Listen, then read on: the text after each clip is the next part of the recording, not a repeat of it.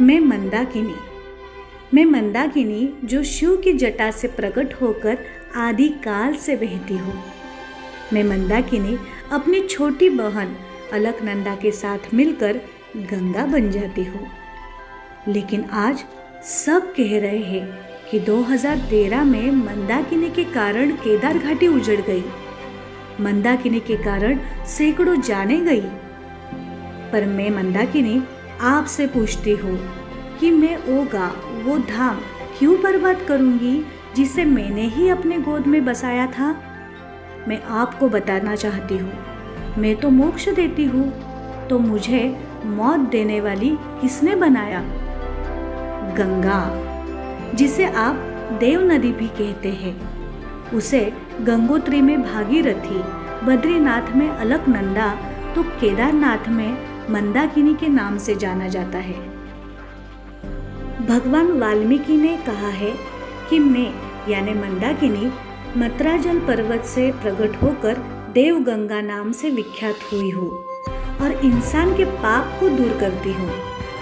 अध्यात्म रामायण में मंदाकिनी को गंगा कहा गया है, तो तुलसी रामायण में मंदाकिनी को मोक्षदायिनी कहा गया है। मंदाकिनी का मतलब होता है धीमी बहने वाली। तो ऐसा क्यों हुआ कि मंद मंद बहने वाली मंदाकिनी यानी मैंने इतना विकराल रूप ले लिया? ये समझने के लिए चलो इसके उगम स्थान पर चलते हैं। हिमालय की वादियों में करीब 6,970 मीटर ऊंचे केदार शिखर के पास एक चोरी बड़ी ग्लेशियर है। यही है मंदाकिनी की जन्मस्थली। यहाँ से निकलती हुई मंदाकिनी पहुँचती है केदारनाथ धाम। वहाँ इसकी धारा थोड़ी तेज होती है।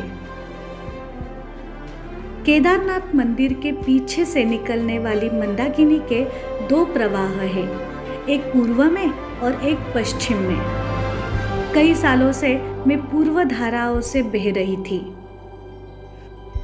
तो ये देख लोग भूल गए कि मेरी पश्चिम बहाव भी है और वहाँ झोपड़ियाँ बनने लगी।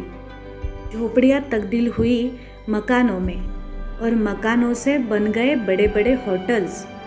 बस यही से नींव पड़ गई आने वाली तबाही की।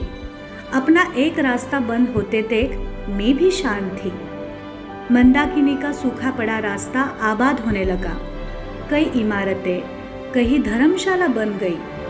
और फिर 16 जून 2013 को मंदाकिनी ने अपनी खामोशी तोड़ी। बादल फटे और नदी की गोद में बेहिसाब पानी समाने लगा।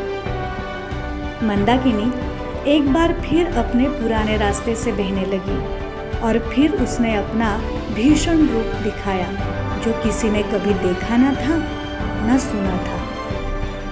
मंदाकिनी ने जो केदारनाथ घाटी में तबाही मचाई, वो हम इंसानों से अपना रास्ता वापस मांग रही थी। तो असल में ये मंदाकिनी जाति कहाँ है और कैसे ये मंद मंद बहने वाली मंदाकिनी बन जाती है माँ गंगा।